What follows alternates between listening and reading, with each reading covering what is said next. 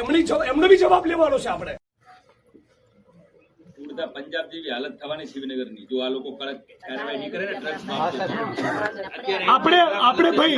આપણે સાંભળો, આપણે જિલ્લા પોલીસ વડા જોડેથી એક મિનિટ આપણે જિલ્લા પોલીસ વડા જોડેથી શું ખાતરી જોઈએ તમે મને કહો, હું નહીં બોલું, તમે કહો.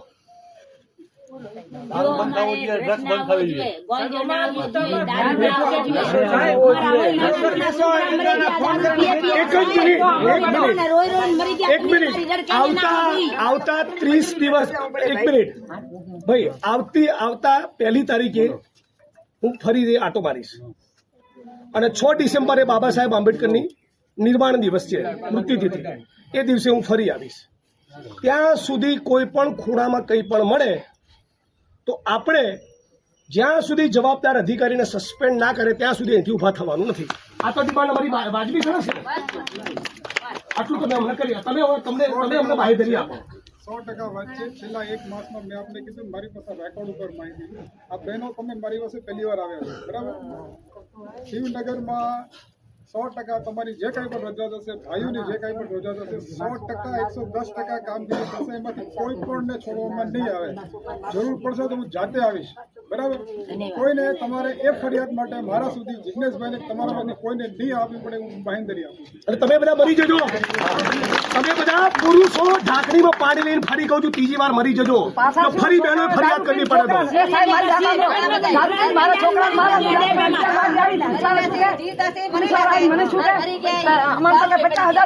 તમારો છોકરો શું કરશે? તમારે 50,000 રૂપિયા અમારા છોકરાને મારો, મારો બાઈક ભાંગો, મારો ફોન ભાંગો. હું અહીં આવી રાતના 1 વાગ્યા સુધી બેઠી.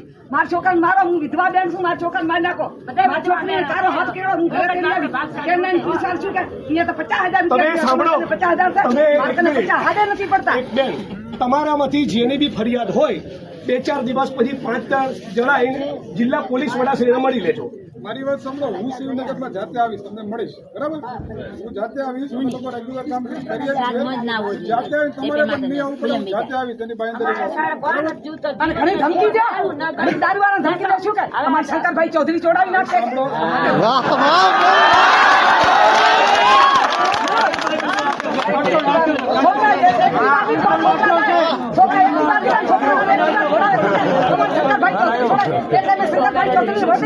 છોકરા મારવા ચડાવે.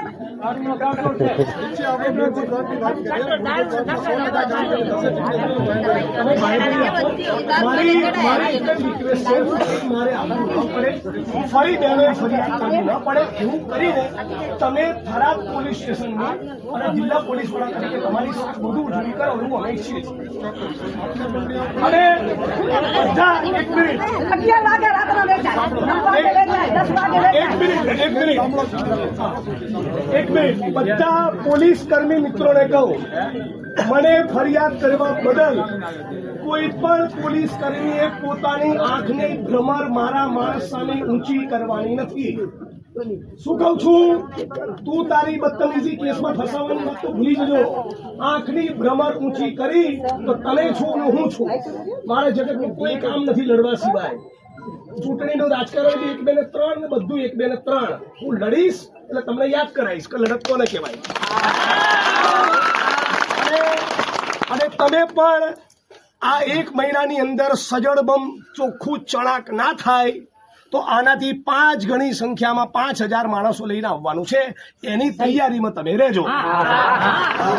અને એ વખતે તમે તૈયારીમાં નહીં હો તો ફરી મને યાદ કરતા નહીં. હું નવરો નથી, બરાબર? આટલું કીધું.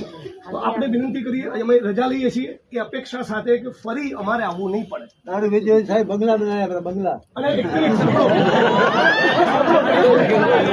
1 મિનિટ ભાઈ, 1 મિનિટ. હવે પોલીસને જે કહેવાનું હતું કહી દીધું. તો તમે સાંભળો 1 મિનિટ. મારી સોસાયટીમાં કોઈ દારૂ વેચતું હોય તો મારી બુદ્ધિ ભ્રષ્ટ થઈ ગઈ છે કે હું લેવા જાઉં?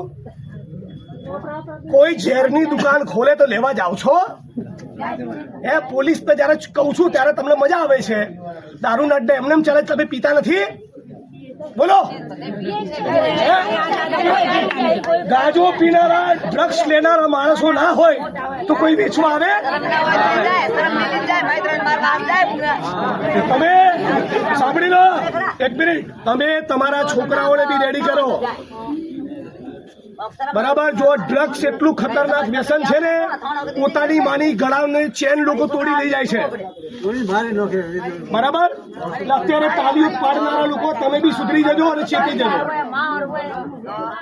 આ બધી બહેનોએ ફરિયાદ કરવી પડી છે ને, કે તમારા માટે સારું નથી.